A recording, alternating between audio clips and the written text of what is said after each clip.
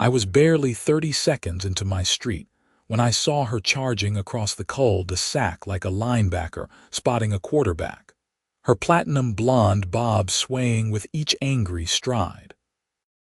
The metallic clink of my snow chains against the frozen Colorado pavement had apparently triggered some primal response in her HOA-obsessed brain, and I already knew this was going to be a long winter morning. My name is Frank Forrester, and I work as a wilderness search and rescue coordinator for Boulder County. It was late January 2025, and we had just gotten walloped by the worst storm system to hit the Front Range in a decade. 18 inches had fallen overnight, and the mountain roads were essentially death traps without proper equipment. My agency issued Ford Explorer, equipped with emergency vehicle plates and all the necessary gear, sat idling in my driveway as I prepared to head up to Brainard Lake, where a group of hikers had failed to check in the previous evening. The woman now standing in front of my vehicle with her hands on her hips was Patricia Whitmore, the self-appointed enforcer of our Pleasant Valley HOA rules. She was 50-something, perpetually angry about something, and had somehow convinced herself that her position as HOA board president gave her authority over everything from mailbox colors to the exact angle at which people parked their cars. "Excuse me," she said, her voice sharp enough to cut glass. "Did you really think you could just drive around with those chains making all that noise and damaging our pristine streets?" I took a deep breath, reminding myself that I had actual emergencies to deal with. "Patricia, I am responding to a search and rescue call. People are missing in the mountains. These chains are required by law for the conditions up there." Her eyes narrowed. "I do not care what your job is. The HOA covenant clearly states that any equipment that causes damage to community property is strictly forbidden. Those chains are tearing up the asphalt." "It is snow and ice," I said, trying to keep my voice level. "The asphalt is fine. I really need to go." But Patricia was not the type to let logic or human life get in the way of her power trip. She pulled out her phone and started taking pictures of my vehicle, circling around it like a shark. That was when she noticed the plates. "What are these?" she demanded, pointing at the red emergency vehicle plates on both the front and back of my Explorer. "These are not standard Colorado plates. This is illegal. You are driving an illegal vehicle in our community." I actually laughed, though there was no humor in it. "Those are state-issued emergency vehicle plates. I am authorized to use them because I respond to emergencies. Now please move." "I am calling the police," she announced, already dialing. "You are operating a fraudulent vehicle, damaging community property, and disturbing the peace at 6:30 in the morning." "You do that," I said, climbing into my truck. "I have people who might be dying on a mountain." I backed out of my driveway carefully, the chains providing the traction I needed on the ice-covered street. Through my rearview mirror, I could see Patricia still on her phone, gesturing wildly at my retreating vehicle. I had bigger problems to worry about. The drive up to Brainard Lake took nearly 2 hours in those conditions. The chains bit into the packed snow on the peak-to-peak highway, giving me the grip I needed to navigate the switchbacks and steep grades. My team was already staging at the trailhead when I arrived. 3 hikers, all college students from CU Boulder, had gone out for what they thought would be a quick winter hike and had not returned. Their friend who stayed behind had called it in when they missed their check-in time by 6 hours. The rescue operation took until 4 in the afternoon. We found all 3 hikers huddled in a snow cave they had dug near Red Rock Lake, cold and scared but alive. One had a sprained ankle, another was showing early signs of hypothermia, but we got them all down safely. It was the kind of day that reminded me why I loved my job, despite the stress and danger. I was exhausted when I finally made it back to Pleasant Valley around 6 that evening. The storm had cleared, leaving everything covered in pristine white snow that sparkled under the streetlights. All I wanted was a hot shower, some food, and about 12 hours of sleep. Instead, I found 2 Boulder County Sheriff deputies parked in front of my house. "Are you Frank Forrester?" the first deputy asked as I pulled into my driveway. His name tag read Morrison. "That's me," I said, climbing out. "What's going on?" "We received a complaint about an unauthorized vehicle with fraudulent plates and illegal equipment causing property damage," Deputy Morrison said. He looked uncomfortable, like he already knew this was going to be a waste of time. "Mind if we take a look at your vehicle?" I gestured to the Explorer. "Be my guest, though I can explain everything right now if that helps." The second deputy, whose name tag said Chen, walked around my truck while Morrison stood with me. "Those are state emergency vehicle plates," Chen called out. "They look legitimate to me." I pulled out my wallet and showed Morrison my credentials. "I work for Boulder County Search and Rescue. This is my assigned vehicle." "The plates are authorized. The snow chains are legally required for mountain rescue operations in these conditions, and I had to use them this morning to respond to an emergency call." Morrison sighed. "Let me guess. Patricia Whitmore called this in. Got it in one." "This is the 3rd call we have had about her this week," Chen said, rejoining us. "Last time she reported someone for having their trash cans visible from the street on a non-collection day." Morrison handed back my credentials. "Your vehicle and equipment are all legal and proper, Mr. Forrester. I apologize for the inconvenience. For what it is worth, thank you for what you do out there." "Just doing my job," I said. "Though I would appreciate it if you could let Patricia know that filing false police reports is actually illegal." "Oh, we will be having a conversation with her," Morrison said with a grim smile. "This is getting ridiculous." I watched them drive off, then finally headed inside. My house was a modest 3-bedroom ranch that I had bought 2 years earlier, right after my divorce. It was not much, but it was mine, and it was close enough to work that I could respond quickly to emergencies. The Pleasant Valley HOA had seemed reasonable enough when I bought the place. The monthly fees were not too bad, and the neighborhood was quiet and well maintained. But that was before Patricia had gotten herself elected to the board and decided that her mission in life was to make everyone else miserable. I was halfway through a frozen pizza when my doorbell rang. Through the peephole, I could see Patricia standing on my porch with a stack of papers in her hand. I briefly considered pretending I was not home, but I knew she would just come back. "What can I do for you, Patricia?" I asked, opening the door but not inviting her in. "I am here to deliver an official HOA violation notice," she said, thrusting the papers at me. "You have committed multiple infractions today and will be subject to fines." I took the papers and scanned them quickly. She had cited me for unauthorized vehicle equipment, excessive noise before 7 a.m., operation of commercial vehicle in residential zone, and failure to maintain vehicle standards as outlined in Covenant Section 12.4. "The police just left," I said slowly. "They confirmed that everything about my vehicle is legal and authorized." "The police do not enforce HOA rules," Patricia shot back. "That is my job. You have 72 hours to remove those chains and those illegal plates, or the fines will increase to $500 per day." "Patricia, those plates are not illegal. They are issued by the state of Colorado for emergency vehicles. I cannot just remove them." "Then you cannot park that vehicle here," she said with finality.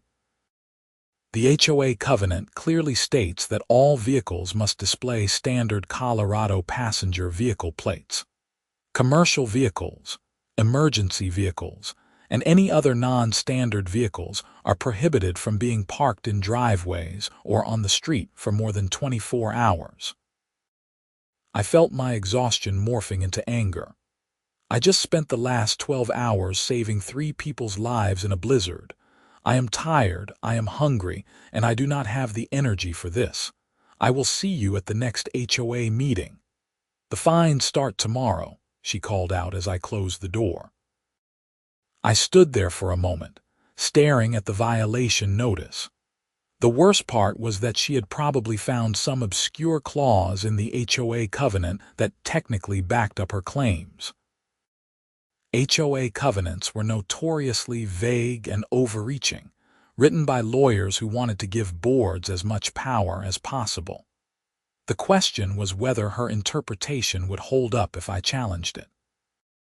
I spent the rest of the evening researching Colorado HOA law and reviewing my own covenant documents. Patricia was partially right. There was language about commercial vehicles and standard plates. But there were also exceptions for vehicles required for employment, and emergency vehicles had special protections under state law. The problem was that fighting this would require time and probably a lawyer, and I was not sure I had either. The next morning, I got called out to another rescue before dawn. This time it was a snowmobiler who had crashed in the Indian Peaks wilderness. I had to use my chains again to get up to the staging area, and once again, they made that distinctive metallic clink as I drove through Pleasant Valley in the pre-dawn darkness. I saw Patricia's curtains twitch as I passed her house. She was probably already preparing another complaint. The snowmobile rescue was more straightforward than the hiker situation. We found the guy within a few hours, stabilized his broken leg, and got him down to a waiting ambulance. I was back home by early afternoon, which was practically a luxury in my line of work. My neighbor, Tom Sinclair, was out shoveling his driveway when I pulled in. Tom was a retired Army veteran, mid-60s, and one of the few people in the neighborhood who openly despised Patricia and her HOA overreach. "I heard you had a visit from our favorite tyrant last night," he called over. "News travels fast. She has been going door to door, telling everyone about your illegal vehicle," Tom said, leaning on his shovel. "Apparently, you are a menace to the community and property values." I got out and walked over to the property line. "She is trying to fine me for having emergency vehicle plates and using snow chains." Tom shook his head. "That woman has lost her mind. Last month she cited my wife for having the wrong shade of pink flowers in our front bed, said they clashed with the community aesthetic. We have lived here for 15 years and never had a problem until she took over. How long has she been on the board? About 18 months. She ran unopposed because nobody else wanted to deal with the hassle. Now she has turned this place into her personal fiefdom." He paused. "You should come to the next HOA meeting. It is next Tuesday night. Might be good to have some backup." I agreed and headed inside. The rest of the weekend passed quietly, but on Monday morning, I found another notice taped to my front door. This one informed me that I had failed to comply with the previous violation notice, and that fines of $500 per day would begin immediately. I was also being summoned to an emergency disciplinary hearing at Patricia's house that evening. I had never heard of an emergency disciplinary hearing for an HOA, but I showed up at 7 p.m. as instructed. Patricia lived in one of the larger homes in Pleasant Valley, a sprawling 2-story with a perfectly manicured lawn and solar lights lining the walkway. She answered the door wearing a business suit, as if this was a corporate boardroom instead of her living room. "Thank you for coming," she said in a tone that suggested she had expected me to ignore the summons. We have much to discuss." Inside, I found two other people sitting at her dining room table. One was Richard Pemberton, a retired accountant who served as the HOA treasurer. The other was Deborah Hawkins, the secretary. Both looked uncomfortable. "Please sit," Patricia said, taking her place at the head of the table. In front of her was a binder thick with documents. "This hearing has been called to address your continued violations of HOA covenants and your refusal to comply with lawful directives." "I have not refused anything," I said calmly. "I have explained that my vehicle is legally required for my job and that the plates are issued by the state. I cannot remove them." "Then you must park the vehicle elsewhere," Patricia said. "We have rules for a reason." Richard cleared his throat. "Patricia, I have been reviewing the covenant language and I think there might be some room for interpretation here. State law does provide protections for emergency vehicles." Patricia's head snapped toward him. "The covenant is clear, Richard. No exceptions." "Actually," I said, pulling out my phone, "I spoke with an HOA attorney this afternoon. According to Colorado Revised Statutes Section 3833.3106, HOAs cannot prohibit homeowners from parking vehicles that are required for their employment, especially when those vehicles serve a public safety function. Emergency vehicles are specifically protected." Patricia's face flushed red. "That statute does not apply here.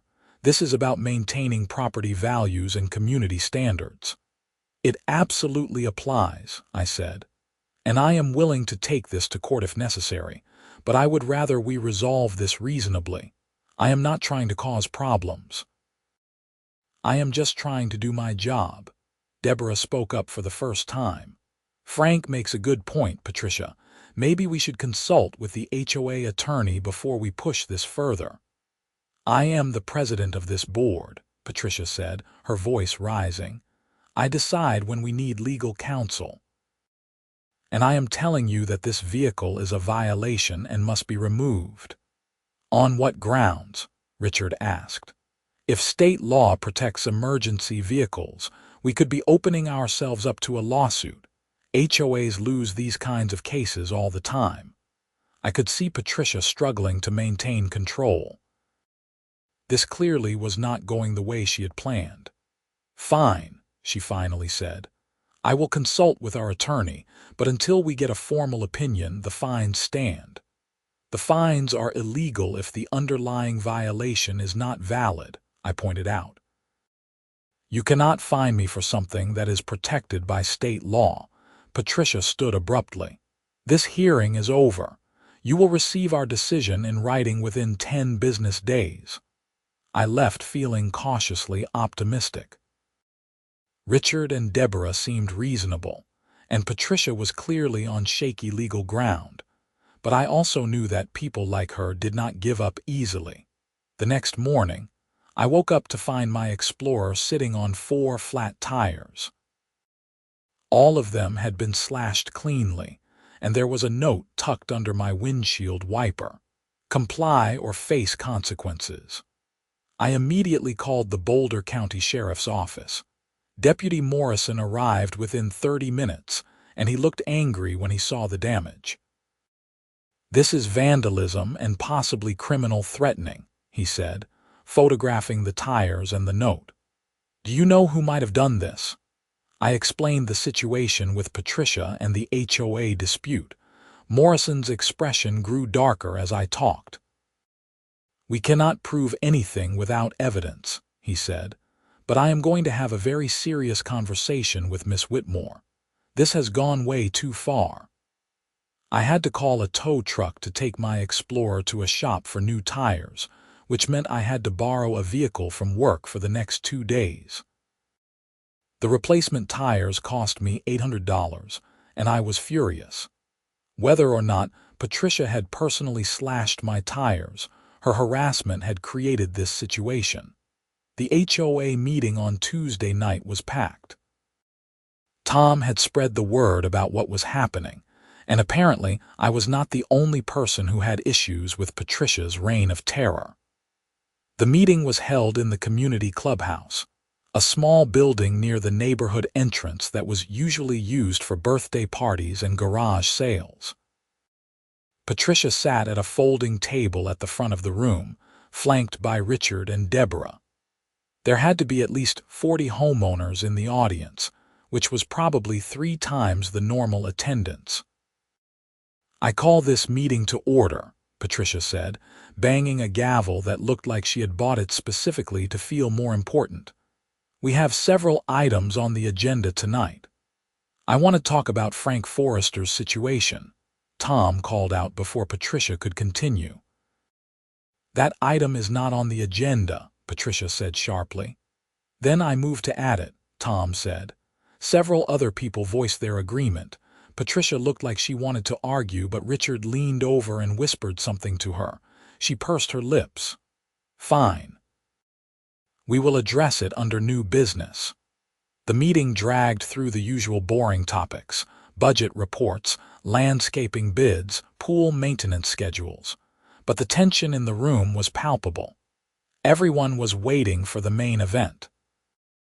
Finally, Patricia said, "Under new business, there has been a request to discuss the vehicle violations of homeowner Frank Forrester.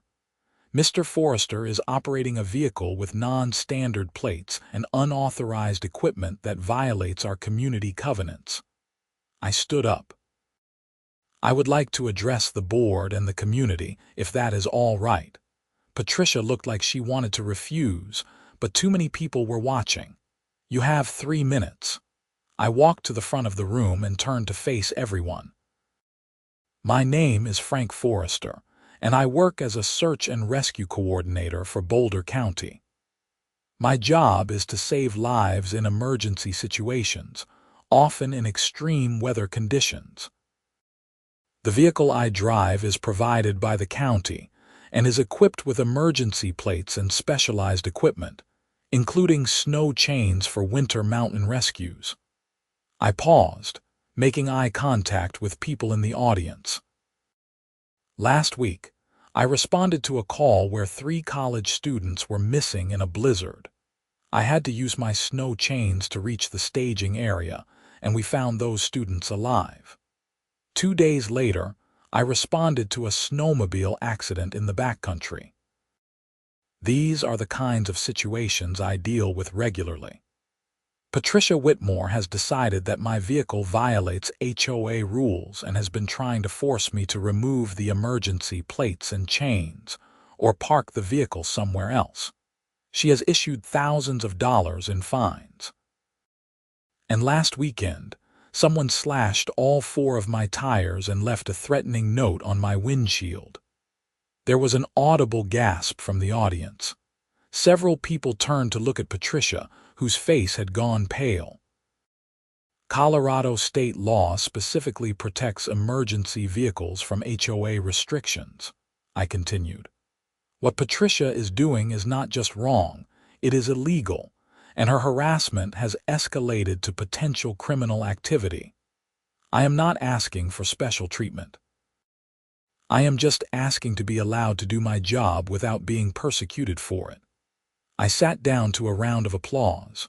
Patricia was gripping her gavel so hard her knuckles were white. Tom stood up next.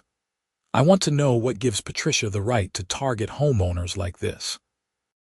Frank is not the only person she has harassed. Half the people in this room have received bogus violation notices over the past year." "They are not bogus," Patricia snapped. "They are legitimate enforcement of our covenants." "My wife got cited for having pink flowers," Tom said. "Pink flowers. We have lived here for 15 years and never had a problem until you took over. This is not about protecting property values. This is about you having power over people." More people started speaking up, sharing their own stories of Patricia's overreach. Someone had been fined for having their garage door open for too long. Another person had been cited because their child's bicycle was visible from the street. A woman in the back said she had received a violation notice because her mailbox was half an inch shorter than the approved standard. Richard held up his hands for quiet. I think it is clear that there are concerns about how violations have been handled. Patricia, I think we need to take a step back and review our enforcement policies. I do not need to review anything, Patricia said. I am enforcing the rules that exist. But you are interpreting them in the strictest possible way, Deborah said gently. And in some cases, like with Frank's vehicle, you might be overstepping what the law allows. I am the president, Patricia said, her voice rising. I was elected to uphold these covenants. You ran unopposed, someone in the audience called out. Nobody else wanted the job. And we have the right to recall you, Tom added. If 15% of homeowners sign a petition, we can force a recall election according to our bylaws. Patricia's face went from pale to red. You would not dare. Try us, Tom said. The meeting devolved into chaos after that. Patricia tried to regain control, but people kept talking over her, venting their frustrations. Finally, Richard suggested they table everything and reconvene in 2 weeks after everyone had a chance to cool down. The motion passed, despite Patricia's objections. I left feeling better than I had in weeks. It was clear I was not alone in my frustration, and the threat of a recall election seemed to have shaken Patricia. Maybe this would finally end. But I underestimated how desperate she was to maintain her power. 3 days later, I received a certified letter from a law firm in Denver. Patricia had hired an attorney and was suing me personally for defamation, harassment, and intentional infliction of emotional distress. According to the lawsuit, my statements at the HOA meeting had damaged her reputation and caused her severe emotional harm. She was seeking $50,000 in damages. I read the lawsuit 3 times, feeling my blood pressure rise with each reading. This was pure retaliation, and we both knew it. But defending myself was going to cost money and time, even if the lawsuit was ultimately thrown out. I called the HOA attorney that I had consulted earlier. His name was Martin Fletcher, and he specialized in homeowner disputes. After reviewing the lawsuit, he laughed. This is one of the most frivolous things I have seen in years, he said. Everything you said at that meeting was either true or opinion protected by the First Amendment. She does not have a case, but I still have to respond to it, right? Unfortunately, yes, but I can help you file a motion to dismiss. Given the circumstances, the judge will likely toss this out pretty quickly. And if she keeps pushing, you might have grounds for a countersuit for abuse of process. Martin agreed to take my case, and we filed our motion to dismiss within a week. But the stress was getting to me. Between the lawsuit, the ongoing HOA dispute, and my actual job, I was barely sleeping. I started making mistakes at work, nothing serious, but enough that my supervisor noticed and pulled me aside to ask if everything was okay. I explained the situation, and he was furious. This is affecting your ability to do your job, he said. That makes it the county's problem. Let me make some calls. 2 days later, the Boulder County Attorney's Office sent a formal letter to Patricia and the Pleasant Valley HOA. The letter pointed out that harassing a county employee for using authorized emergency equipment could be considered obstruction of governmental operations, a misdemeanor under Colorado law. It also noted that the county would vigorously defend my right to park my work vehicle at my residence and would pursue all available legal remedies if the harassment continued. I do not know if Patricia actually read the letter, but I doubt it would have mattered. She was too far gone, too invested in being right to back down.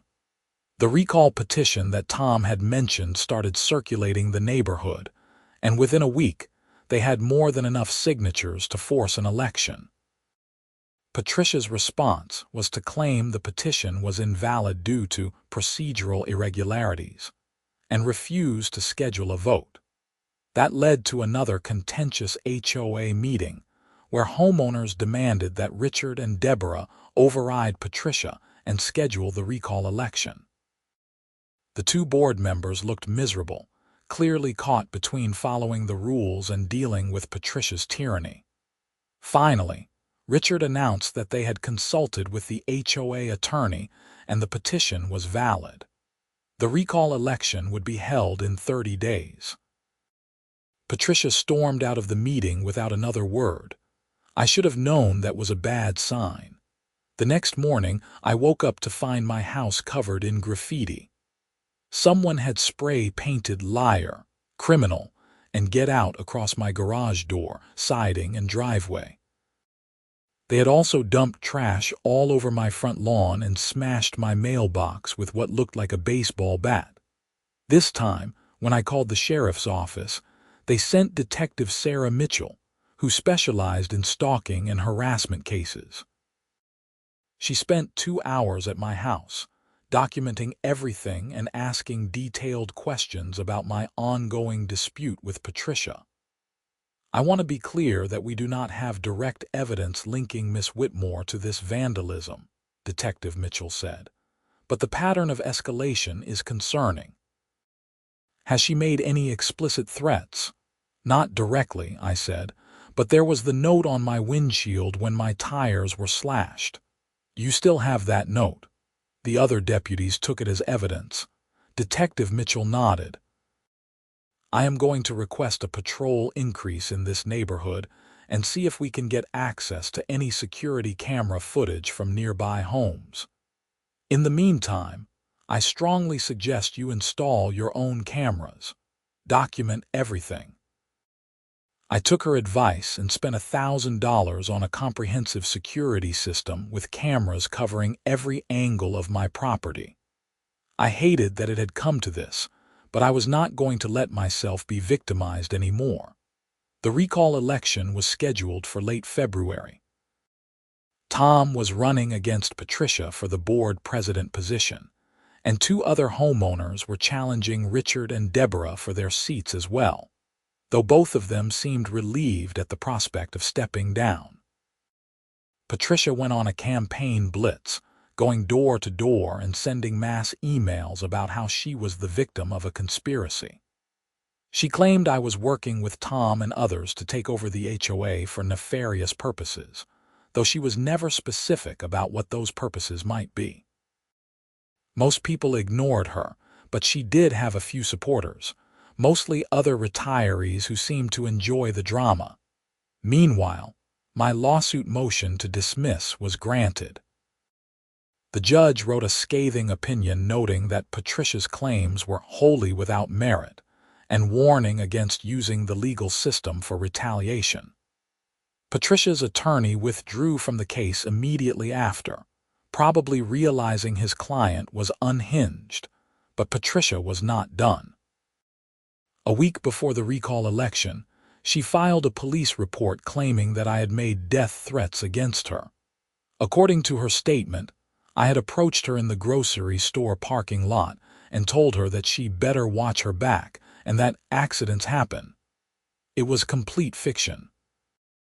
I had not even seen Patricia outside of HOA meetings for weeks, but Detective Mitchell had to investigate, which meant I had to go down to the sheriff's office for an interview. For the record, Detective Mitchell said as we sat in an interview room, I do not believe a word of her complaint. But I have to follow procedure. Where were you last Tuesday afternoon around 3 p.m.? I was at work, I said. We had a training exercise at the Netherlands staging area. I was there from noon until 6 p.m. with about 15 other people. Can you provide me with contact information for people who can verify that? I gave her my supervisor's number and the names of several colleagues. Detective Mitchell made notes, then sat back in her chair. Frank, I am going to be straight with you. Patricia Whitmore is escalating, and people like her can be dangerous when they feel cornered. The recall election is next week, and she is probably going to lose. I am worried about what she might do after that. What do you suggest? Keep documenting everything. Do not engage with her at all, even if she tries to confront you. And if anything happens, anything at all, call 911 immediately. We have already flagged your address in our system as a priority response. I thanked her and left, feeling a knot of anxiety in my stomach. This was so far beyond a simple HOA dispute. Patricia had become obsessed, and obsessed people did unpredictable things. The recall election was held on a cold Saturday morning at the community clubhouse. Homeowners could vote in person or by proxy, and turnout was massive. I cast my ballot for Tom and the other challengers, then went home to wait for the results. By late afternoon, it was over. Tom had won with 73% of the vote. The other two challengers had also won their races. Patricia Whitmore was out, along with Richard and Deborah, who had chosen not to run for re-election. I expected to feel relieved, but instead I just felt tense. Detective Mitchell's warning kept echoing in my head. That night around 10 p.m., my security cameras picked up motion in my front yard. I was watching TV when the alert came through on my phone. I pulled up the camera feed and felt my blood run cold. Patricia was standing on my lawn, holding what looked like a gas can. I called 911 immediately.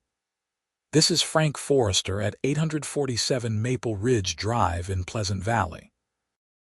There is someone on my property with what appears to be gasoline. I need police here right now. The dispatcher recognized my address from the priority flag.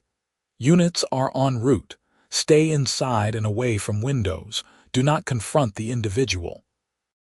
I watched through the camera feed as Patricia moved toward my garage door. She was moving erratically, like she was drunk or on something.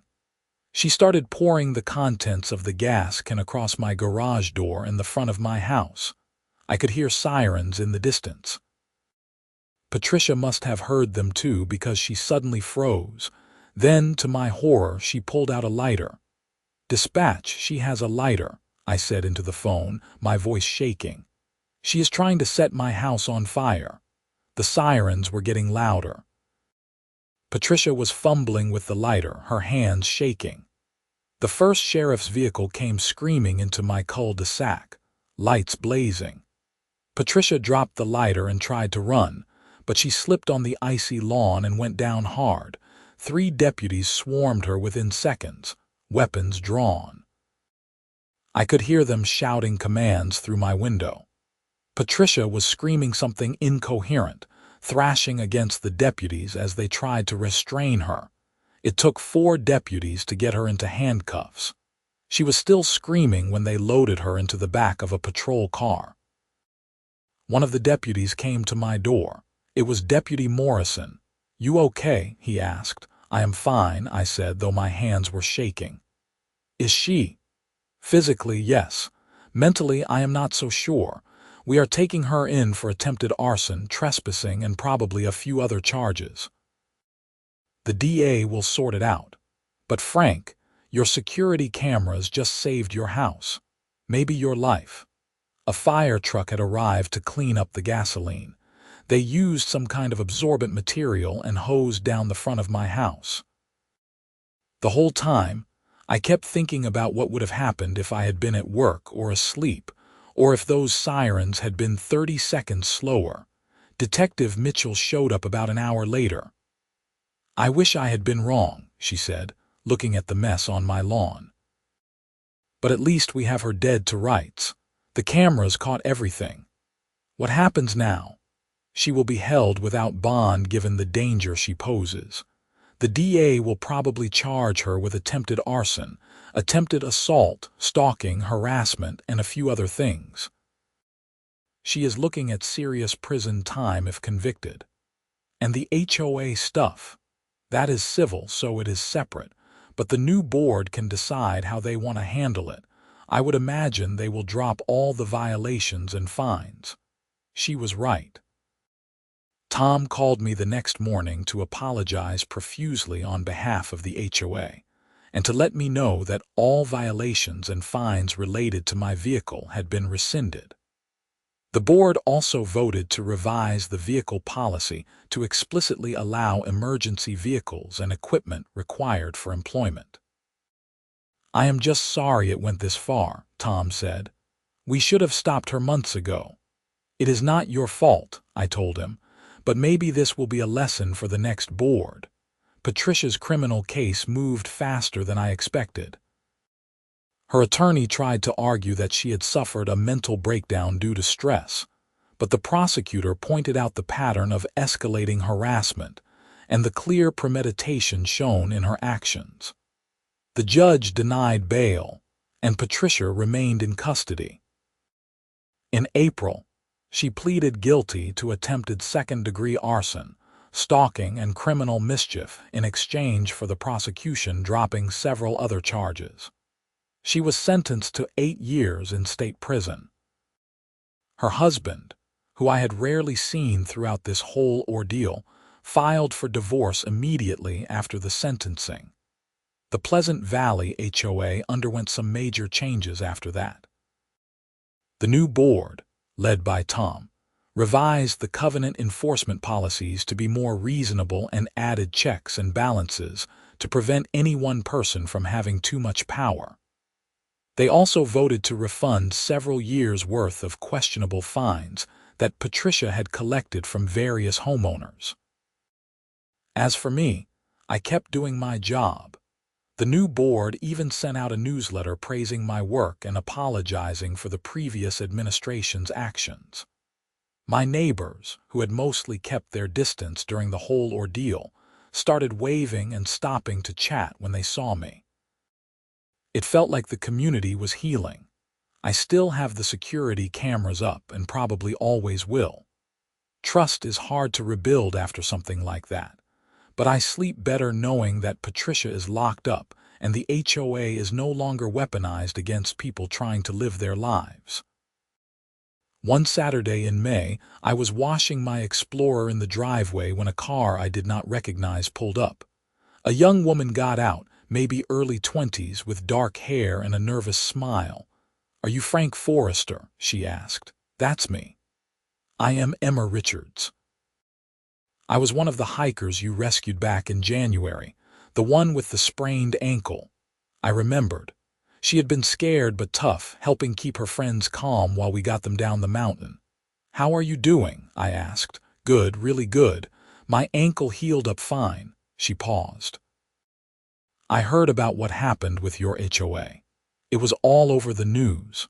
I just wanted to come by and say thank you, not just for the rescue, but for everything you do. You saved our lives, and then you had to deal with all that crazy stuff, and you still showed up to work every day. That takes a special kind of person." I felt my throat tighten. "Just doing my job."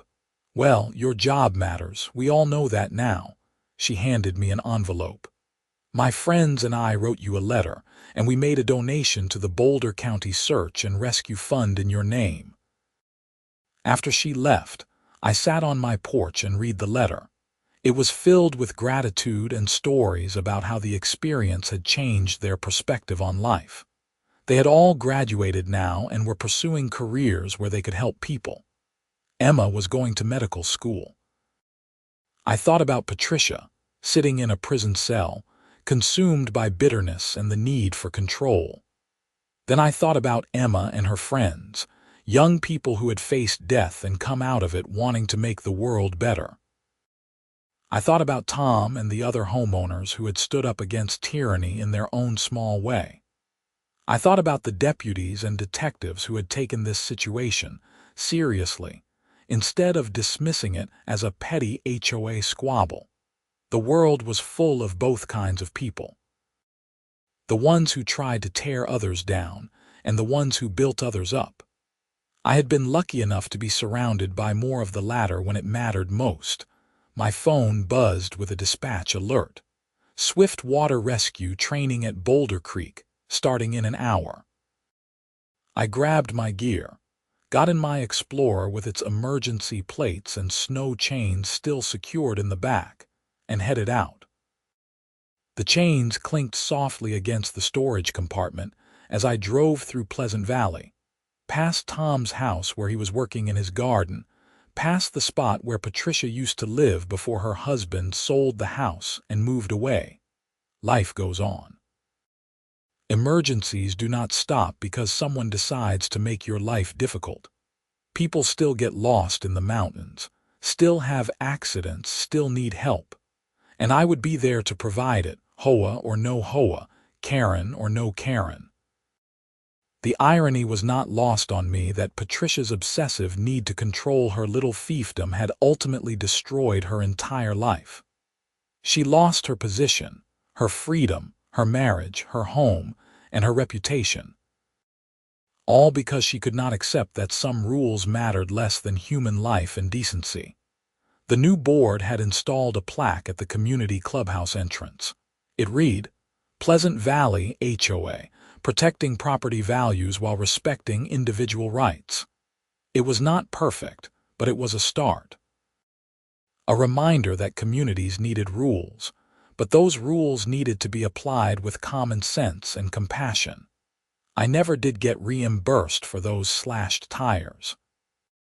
The $800 came out of my own pocket, and while Patricia technically could have been ordered to pay restitution, she did not have any assets left after the legal fees and divorce. But I decided to let it go. Some things were not worth holding on to. The training session at Boulder Creek was routine but necessary. We practiced rope rescues and water extraction techniques, preparing for the spring runoff season when melting snow would turn every creek and river into a potential death trap. My team was professional and skilled, people who had dedicated their careers to saving lives. We joked around during breaks, but when it was time to work, everyone was focused and serious. Around 3 p.m., we got a real call. A kayaker had capsized in the creek and was trapped against some rocks. We deployed immediately, and within 20 minutes we had the kayaker safely on shore. He was cold and shaken but alive. Another successful rescue, another life saved. As I drove home that evening, I reflected on how different my life was from Patricia's. She had spent her days looking for violations, trying to catch people making mistakes, wielding her small amount of power like a weapon. I spent my days literally saving lives, working with people who valued teamwork and courage over dominance and control. The psychological difference was profound. Patricia had defined herself by what she could take from others or their freedom, their peace of mind, their money. I defined myself by what I could give. The irony was that her way led to prison and loneliness, while my way led to gratitude and community. The rest of the summer passed peacefully. The HOA meetings were boring in the best possible way, focused on actual community maintenance rather than petty grievances. Tom proved to be an excellent president, delegating tasks effectively and treating homeowners with respect. Several people who had left the neighborhood during Patricia's reign actually moved back. I dated a bit, though nothing serious. My job made relationships challenging, with unpredictable hours and dangerous situations, but I was content with my life. I had good work, good neighbors, and a sense of purpose. In September, I received a letter from Patricia's attorney. She wanted to apologize and ask for my forgiveness. The letter was carefully worded, probably drafted by the lawyer, but there were a few handwritten sentences at the end that seemed genuine. She acknowledged that she had become obsessed with control after her own life felt chaotic following health scares and family issues. She said she understood now that she had displaced her anxiety onto others, and that what she did was unforgivable, but she hoped I could find peace. I read the letter several times. Part of me wanted to tear it up and forget about it. Another part recognized that people were complicated, that Patricia had clearly been struggling with her own demons, even if that did not excuse her actions. I decided to respond briefly, saying that I accepted her apology and hoped she would get the help she needed. I did not offer forgiveness, not really, but I released my anger. Holding on to it served no purpose. That fall, Emma Richards and her friends organized a fundraiser for Boulder County Search and Rescue. They raised over $20,000, enough to buy new equipment and fund additional training. I was invited to speak at the event, and standing at that podium, looking at all those faces, I felt genuinely grateful. "A few months ago," I said to the crowd, "I faced a situation that had nothing to do with mountains or emergencies. It involved a person who lost sight of what really mattered, who let fear and control consume her humanity. It was frustrating and scary and exhausting. But it also reminded me why I do this work." I gestured to Emma and her friends. These 3 young people could have died in that blizzard. Instead, they survived, and now they are dedicating their lives to helping others. That is the ripple effect of rescue work. We do not just save one life. We save all the lives that person will go on to touch. The applause was generous, but I meant every word. That was the difference between Patricia's worldview and mine. She saw life as zero-sum, where one person's gain was another's loss. I saw it as multiplicative, where helping one person created waves of positive change. The HOA drama had taught me something important, though. Evil was not always dramatic or obvious. Sometimes it wore a business suit and carried a clipboard. Sometimes it came wrapped in bylaws and covenants. But it was still evil if it prioritized rules over humanity, power over compassion. By the time winter rolled around again, Pleasant Valley felt like a completely different place. The new board had organized community events, improved communication, and actually listened to homeowner concerns. My relationship with my neighbors was better than ever. People knew what I did for a living and respected it. On the 1-year anniversary of that first incident with Patricia, I was driving through the neighborhood with my snow chains on, responding to another mountain rescue. This time, nobody called the cops. Instead, several neighbors waved as I passed, and one guy even gave me a thumbs up. The rescue that day was difficult. A group of ice climbers had gotten caught in an avalanche near our HOA.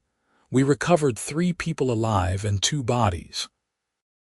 It was the kind of day that reminded me that not every story has a happy ending, that sometimes we do everything right and still lose, but we kept trying.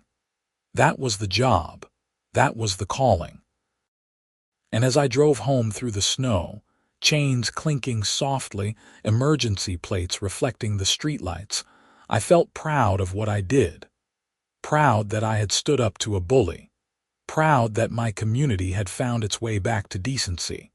Patricia Whitmore was no longer my problem. She was serving her time, facing the consequences of her actions. The Pleasant Valley HOA had reformed and improved. Life had moved on, and me. I was still doing what I loved, saving lives one emergency at a time, knowing that every person I helped might go on to make the world a little bit better. That was enough. That was everything. The snow fell softly as I pulled into my driveway, the same driveway where Patricia had once stood with gasoline and a lighter. But that night was gone, replaced by peaceful winter silence. I got out of my truck, gathered my gear, and headed inside to the warmth and safety of my home. Tomorrow there would be other emergencies, other people needing help. And I would be ready, emergency plates and all, because that was who I was.